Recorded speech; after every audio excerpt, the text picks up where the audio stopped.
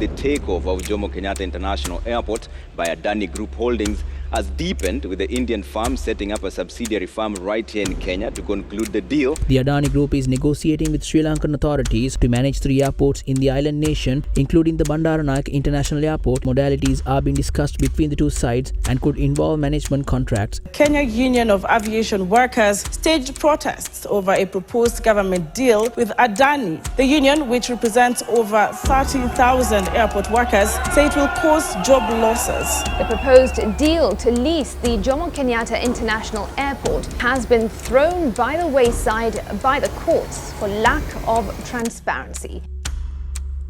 Adani Group has signed an agreement with Sri Lanka on Friday to build 2 power plants in the north. Energy Cabinet Secretary Opiyo Ndai has defended Adani, a company pursuing a 94 billion shillings deal with the Kenyan government in the energy sector. The Adani Group Holdings is seeking a 30-year deal with KETRACO despite opposition over its sister company's proposed lease of Jomo Kenyatta International Airport. The people have taken to the streets against an alleged Indian giant Adani Group's influence in Sri Lanka's energy sector. He has signed this corrupt deal with India and Adani Company, allowing Adani Company to create an energy monopoly in Sri Lanka. We are not ready to accept this corrupt deal without transparency. The proposed projects have raised questions in some quarters on the apparent lack of transparency in an international agreement. Have they agreed on the heads of terms? Have they signed the heads of terms? Well, what you said they have not signed, but as you can see, the Adani signature is here. Adani has already signed this part? Yes, the signature is here. Huh? The Indian media report mentions that the Ceylon Electricity Board has already signed a memorandum of understanding with India's Adani Green Energy Limited for the projects. But the Sri Lankan government has only said that a cabinet subcommittee has approved a $500 million investment project involving India's Adani Group. So they're saying that there's no contract, but what it tells us that there's a contract is the act itself, because the act has a requirement, and I asked the minister that question and he didn't answer.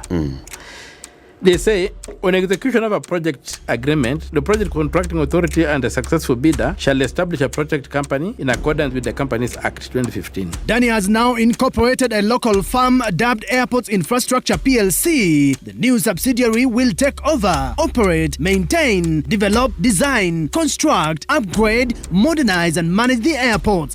This is an indication that the deal is already on the runway for takeover. Yeah, because why would you go ahead and open up a company, the subsidiary that they speak about? Yes. Why would you go and establish a subsidiary whose role then is essentially to conduct the business if you've not been given the business? Now, this having been done, they cannot try to fool us by saying that they have not signed. Sri Lanka and India signed an agreement this week to build a solar power plant in Sampur. However, the people have not been informed about further details of this agreement, including how the ownership will be divided over the joint venture. Nelson Amenya, the whistleblower who exposed the controversial Adani takeover of Jomo Kenyatta International Airport, is living in fear.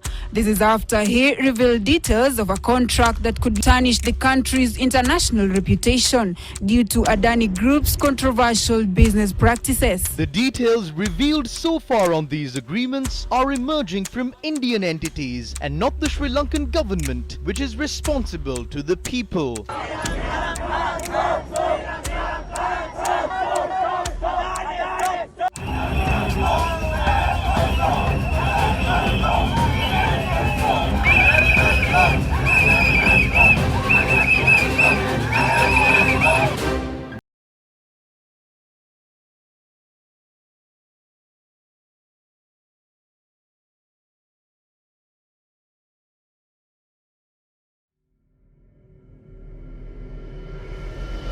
We start then with breaking news from Sri Lanka, where protesters in the capital Colombo have stormed the official residence of President Gotabaya Rajapaksa, demanding his resignation. Tens of thousands of Sri Lankans took out their aggression on the presidential palace in the wealthy Colombo neighborhood. They blamed the president for allegedly mishandling funds. These tensions have been building, a nation fed up for months, running out of fuel and struggling to pay for bare necessities like food imports, cooking gas, and medicine. In June, Sri Lankan officials shut down schools and stopped providing fuel to all but essential services.